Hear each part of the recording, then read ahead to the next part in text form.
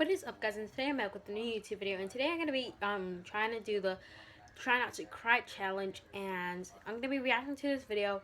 And this video was requested by Taylor, and yeah, it'll be like right here.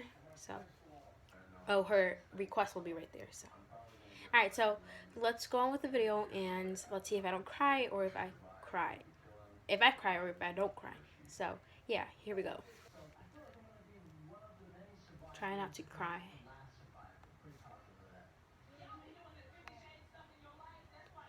To this day. When I was a kid, I used to think that pork chops and karate chops were the same thing. I thought they were both pork chops. And because my grandmother thought it was cute, and because they were my favorite, she let me keep doing it. Not really a big deal. One day, before I realized fat kids are not designed to climb trees, I fell out of a tree and bruised the right side of my body. I didn't want to tell my grandmother about it because I was scared I'd get in trouble for playing somewhere I shouldn't have been. A few days later, the gym teacher noticed the bruise and I got sent to the principal's office. From there, I was sent to another small room with a really nice lady who asked me all kinds of questions about my life at home. I saw no reason to lie. As far as I was concerned, life was pretty good. I told her whenever I'm sad, my grandmother gives me karate chops. This led to a full-scale investigation, and I was removed from the house for 3 days until they finally decided to ask how I got the bruises. News of this silly little story quickly spread through the school, and I earned my first nickname. Pork chop. Pork chop. I knew it. To this day, I haven't watched this at I all. hate So. pork chops. I'm not the only kid who grew up this way. Surrounded by people who used to say that rhyme about sticks and stones. As if broken bones hurt more than the names we got called, and we got called them all. So we grew up believing no one would ever fall in love with us. That we'd be lonely forever. That we'd never meet someone to make us feel like the sun was something they built for us in their tool shed. So broken heartstrings bled the blues as we tried to empty ourselves so we would feel nothing. Don't tell me that hurts less than a broken bone. That an ingrown life is something surgeons can cut away. That there's no way for it to metastasize, it does. This is kind of sad, guys. She was 8 years old. Our first day of grade 3 when she got called ugly. We both got moved to the back of class so we would stop getting bombarded by spitballs. But the school halls were a battleground where we found ourselves outnumbered day after wretched day. We used to stay inside for recess because outside was worse. Outside, we'd have to rehearse running away or learn to stay still like statues, giving no clues that we were there in grade 5. They taped a sign to the front of her desk that read, "Beware of dog." To this day, despite a loving husband, she doesn't think she's beautiful because of a birthmark that takes up a little less than half her face. Kids used to say she looks like a wrong answer that someone tried to erase but couldn't quite get the job done. That's me. And they'll never understand that she's raising 2 kids whose definition of beauty begins with the word mom. Because they see her heart before they see her skin. Because she's only ever always been amazing. He was a broken branch grafted onto a different family tree. Adopted.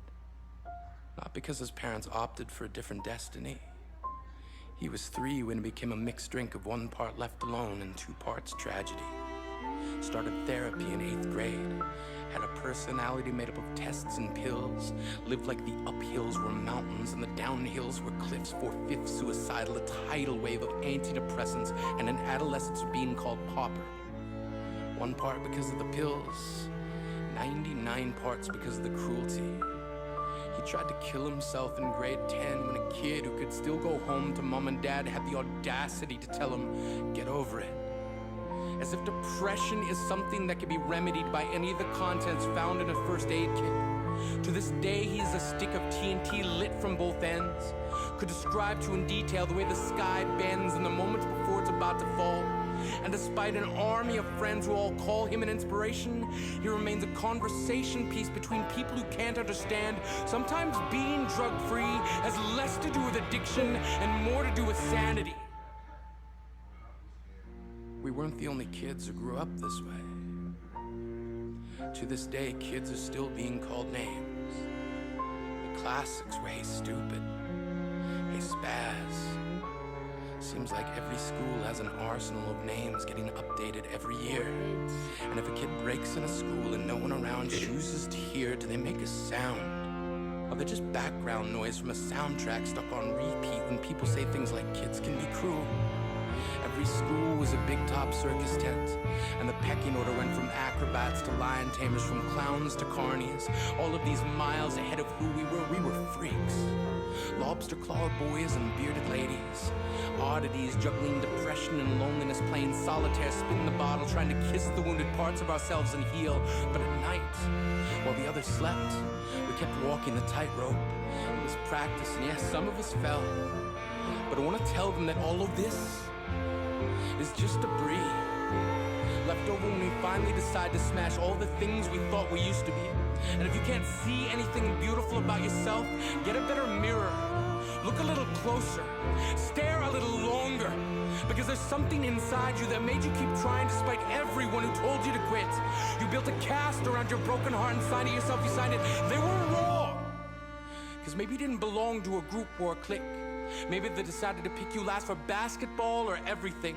Maybe you used to bring bruises and broken teeth to show and tell but never told. Because how can you hold your ground if everyone around you wants to bury you beneath it? You have to believe that they were wrong. They have to be wrong. It's just so sad the way that the guy tells the story. And the story's actually sad on the itself. underdog because we see ourselves in them. We stem from a root planted in the belief that we are not what we were called. We are not abandoned cars stalled out and sitting empty on some highway. And if in some way we are, don't worry. We only got out to walk and get gas. We are graduating members from the class of We Made It. Not the faded echoes of voices crying out names will never hurt me. Of course, they did. But our lives will only ever always continue to be a balancing act that has less to do with pain and more to do with beauty.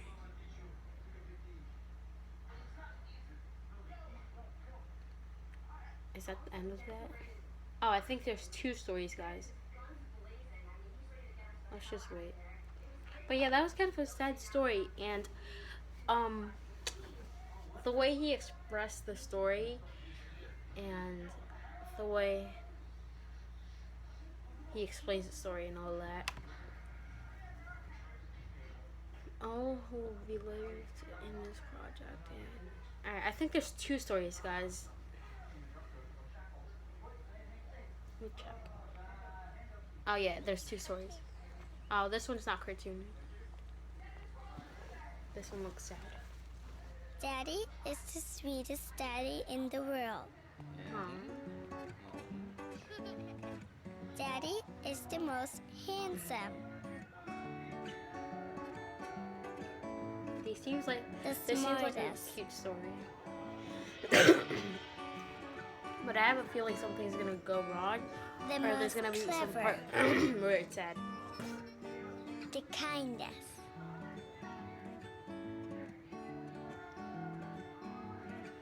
He is my Superman. Daddy wants me to do well at school. Daddy is just great, but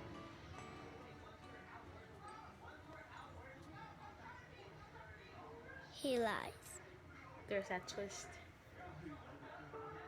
The twist to the story. Now it's gonna get sad.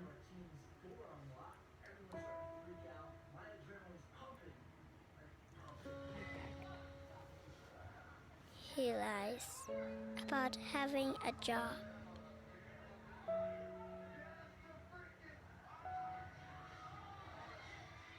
He lies about having money.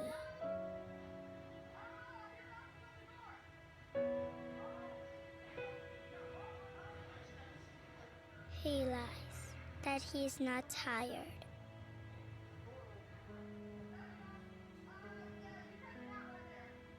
He lies that he's not hungry. He lies that we have everything.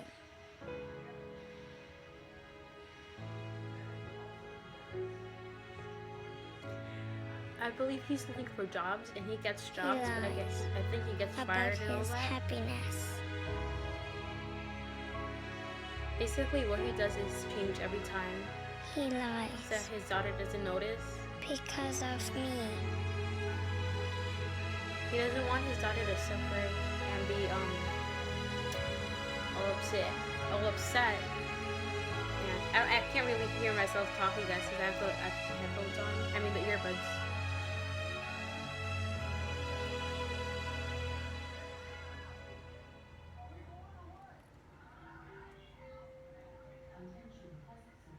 You guys might hear the TV. I'm sorry for that.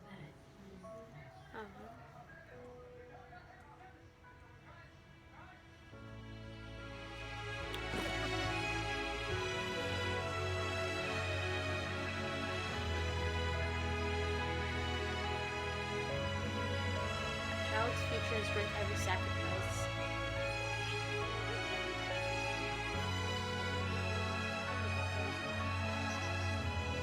Let's hear more from MetLife. That was a sad one. I think there might be one more story. I'm not sure. A dog had fallen into a pool of hot tar and was stuck to the ground when we rescued him. Oh my gosh. Oh my gosh.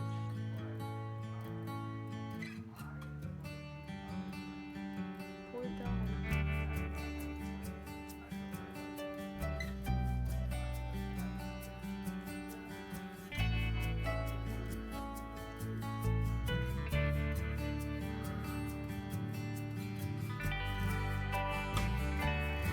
He's all dirty. He looks sick.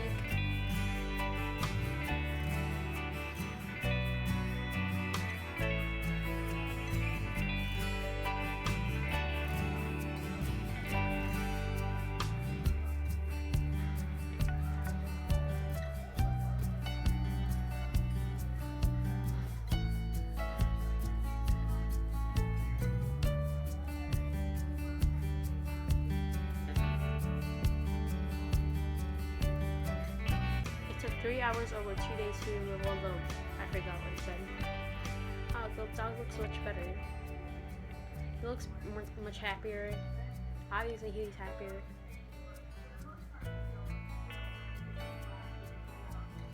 Donate for street animal rescue in India.